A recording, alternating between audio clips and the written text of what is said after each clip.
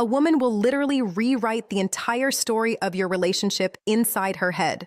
She'll rehearse the breakup speech, mourn you, and mentally move on. All because you failed to do something she desperately wanted but refused to ask for. And the worst part, you'll have absolutely no clue it even happened until right now, because I'm about to tell you everything. Let me start with a confession. I almost didn't make this video, and not because the topic is uncomfortable. Trust me, I have zero shame. But because what I'm about to share breaks an unwritten code that women have been silently protecting for generations.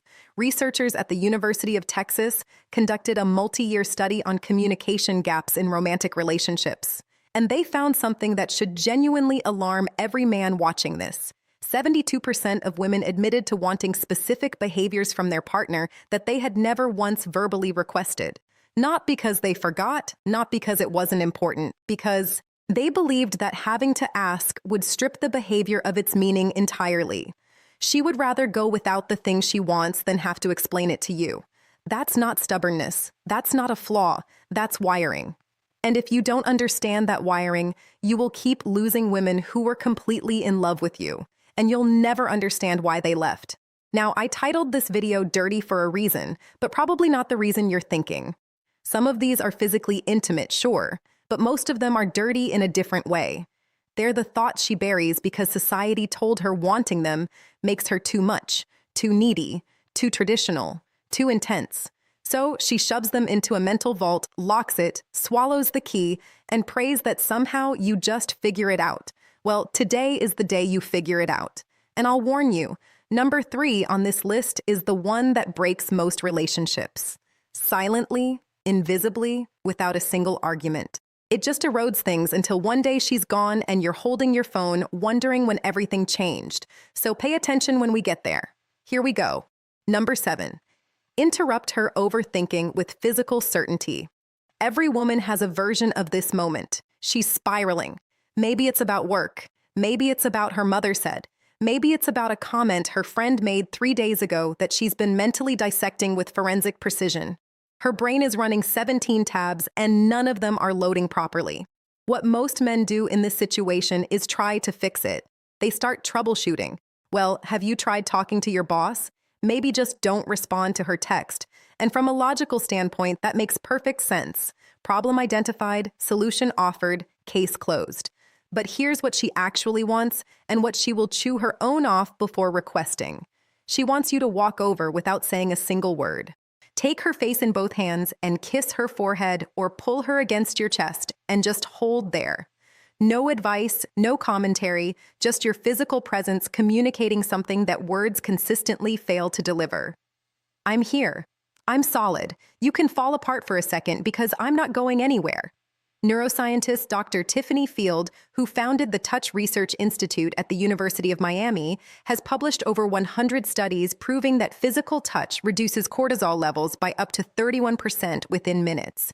But here's what the data doesn't capture: the snort's emotional weight of unsolicited touch from someone you trust. That's not just stress relief, that's safety made physical. Snorts.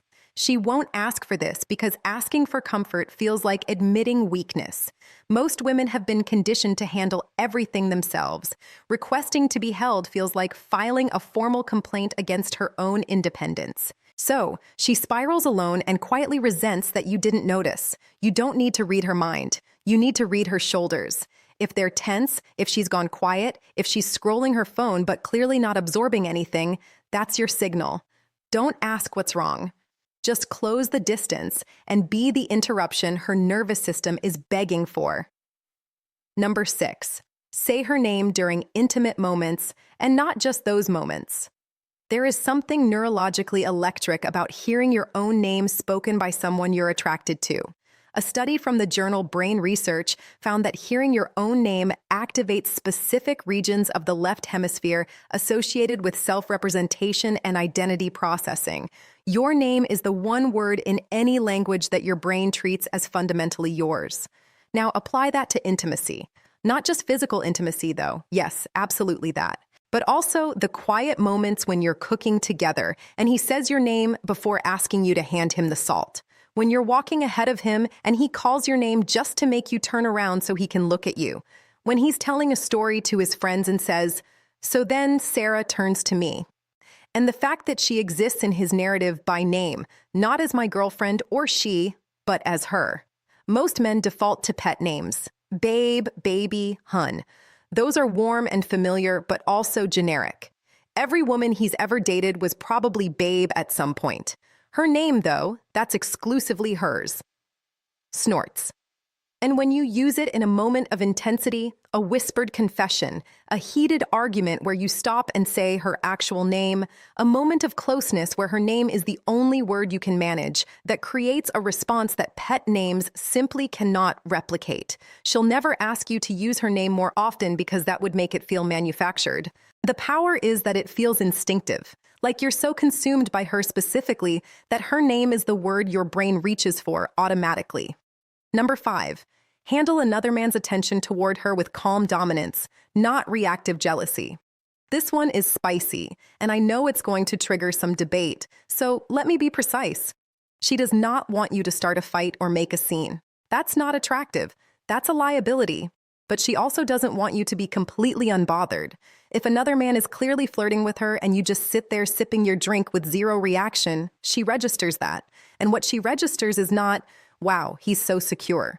What she registers is, he doesn't care enough to respond. The sweet spot is calm, measured possessiveness. You walk over, you place your hand on her lower back, you look the other guy in the eye with completely relaxed confidence that says, "I see exactly what you're doing, and I'm not even slightly threatened. But she's with me, and we both know it." Maybe you extend a handshake. Maybe you introduce yourself. Maybe you simply redirect the conversation with a casual smile that communicates absolute ownership of the situation. Evolutionary psychologist Dr. David Buss found that women consistently rated proportional mate guarding as attractive. The key word is proportional. Too much, and she feels controlled. Too little, and she feels unvalued. But that middle ground where you acknowledge the situation without being destabilized by it, that is profoundly attractive on both a conscious and subconscious level. The dirty part. She might even enjoy the moment a little. Not because she wants to make you jealous, but because your response tells her everything about your confidence, your investment, and your willingness to claim her without caging her. That distinction, claiming versus caging, is where most guys get it catastrophically wrong. Number 4. Take something off her plate without announcing it. This is the silent killer of female attraction, and almost nobody is talking about it. The American Psychological Association's 2023 Stress in America survey found that women reported significantly higher levels of chronic stress than men across every measured category: work, family, household management, emotional labor, logistics, scheduling. She is running an invisible project management system in her head at all times, and most of it goes completely unnoticed. She wants you to identify one thing on her mental checklist without her having to delegate it, and just handle it quietly, completely, without expecting a parade. The car needs an oil change. It's done. She mentioned the kitchen faucet is dripping, fixed by the time she gets home. She's been stressing about groceries. The fridge is stocked, not because she asked, because you paid attention and acted. Researcher Eve Rodsky calls this cognitive labor in her book, Fair Play. Her research shows that in most heterosexual relationships, women carry roughly 70% of this invisible workload. And the exhaustion isn't from the tasks themselves. It's from being the only person who remembers that the tasks exist. When a man proactively handles something without being told, it creates a wave of relief and attraction that is almost embarrassingly powerful. She feels genuinely cared for. Not because the task was hard, because the noticing was rare. She'll never ask you to do this, because asking you to take something off her plate is ironically another thing on her plate. The moment she has to identify the task, explain it, and follow up on whether you did it, she's done more work than if she'd handled it herself. The magic is in the initiative. The magic is in her coming home and realizing something is already done, and she didn't have to think about it for even 1 second. Men who master clear his throat, this become addictive because in a world where she has to manage everything, the man who manages something for her becomes the only place she can actually rest. Number 3, this is the relationship killer I warned you about. She wants you to pursue her after you already have her. That's it. That's the whole thing, and it is staggering how many completely abandon this the moment the relationship becomes official. During the dating phase, you were incredible. You texted first, you planned dates, you complimented her without being prompted. Every interaction felt like you were actively choosing her, like being with her was a privilege you didn't take for granted. Then you got comfortable. And comfort is wonderful, but somewhere between comfort and complacency, you stopped doing the things that made her fall for you. Not because you stopped caring, because you assumed the work was done. Dr. John Gottman, whose research has predicted divorce with over 90% accuracy, identifies this as the erosion of turning toward. His data shows that couples who eventually separated had a turning toward rate of only 33%, while couples who stayed together maintained a rate above 80%. She doesn't need grand romantic gestures every week. She needs evidence, consistent, undeniable evidence that you would choose her again today. That if you met her for the first time this afternoon, you'd still pursue her. That she hasn't become furniture in your life. She will never vocalize this because saying, "I need you to pursue me again," feels desperate. So instead, she goes quiet. She pulls back. She starts investing less because you invested less first. And by the time the conversation happens, if it ever does, the distance has already hardened into something much more difficult to reverse. A random Tuesday text that says, "I was just thinking about you and had to tell you," takes 4 seconds to send and can sustain weeks of emotional connection. A planned date night, not because she asked, but because you refuse to stop being the man who plans things, communicates more than 1,000 "I love you" on autopilot. The men who keep pursuing their partners long after the chase is over are the men whose partners never stop being in love with them. The men who stop, they become roommates slowly, painlessly, and then all at once. Number 2, be verbally explicit about your desire for her, specifically her. Most men think women want to hear that they're beautiful, and they do. But your beautiful is the baseline. It's the equivalent of tipping 15%. Snorts. Expected, and it doesn't leave an impression. What she actually wants, what makes her replay your words at 2 in the morning, is snorts specificity. Not you're beautiful, but the way you tilt your head when you're thinking about something serious makes it physically difficult for me to concentrate. Not I'm attracted to you, but I watched you walk across the room at that party, and I forgot I was mid-con conversation with someone.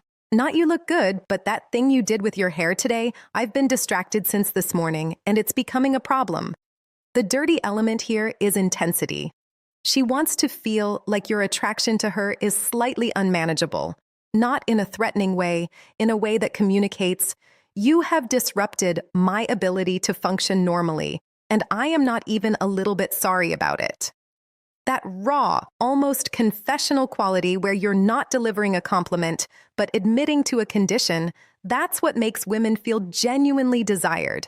She'll never ask for this because you can't request obsession. It has to come from authentic overwhelm. And the beautiful thing is, if you actually feel it, all you have to do is stop censoring yourself. The thoughts are already there, you're just not saying them out loud. Start saying them out loud. And number 1, physically move her. I saved this for last because it's the one that makes women lose their composure fastest. And it's the one men are most hesitant to do. She wants you to physically guide her, move her, reposition her with confidence and without asking first. Hand on her waist, steering her to the other side of the sidewalk so she's not walking next to traffic. Fingers laced through hers, pulling her in a different direction because you spotted something you want to show her. Palm against her lower back, guiding her through a doorway. Hand on her thigh under the table, not groping, not performing, just present, standing behind her, both hands on her hips, gently turning her towards something. A study published in Evolutionary Behavioral Sciences found that women rated physical assertiveness, defined as confident, non-aggressive physical guidance, as one of the top 5 indicators of a desirable partner. This behavior activated associations with protection, decisiveness, and physical confidence simultaneously. The psychology behind this is primal. Physical movement communicates that you are present in your body, comfortable in your strength, and confident enough to occupy space and, to include her in that space. The reason this is number one is because it operates entirely outside of language. You can't fake this with words, you can't text it. It only exists in real time in the electricity of physical proximity and the confidence to close that distance without hesitation. She will never say, "I wish you would just grab me and move me where you want me." But every time your hand finds her waist and redirects her, every time you pull her closer without explanation, you become the man she compares every fictional character and every passing fantasy to. And none of them win because they're not real. And you're standing right there with your hand on her back, proving that reality is better. So, now you have them. 7 things women have been silently wishing for and stubbornly refusing to verbalize since the beginning of recorded romantic history. The fact that you watch this entire video tells me you're not the kind of man who assumes he already knows everything. You're the kind who actually wants to understand. That quality alone puts you ahead of 90% of the men she's ever encountered. But knowledge without action is just trivia. I didn't make this video so you could store these as interesting facts.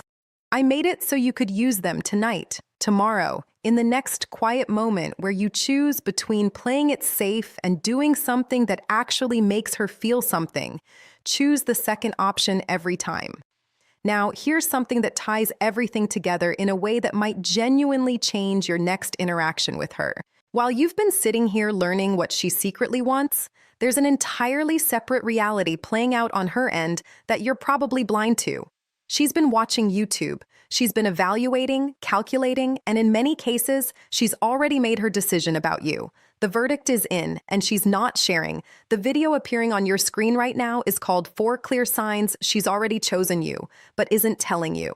And if you don't watch it next, everything you just learned becomes only half the equation.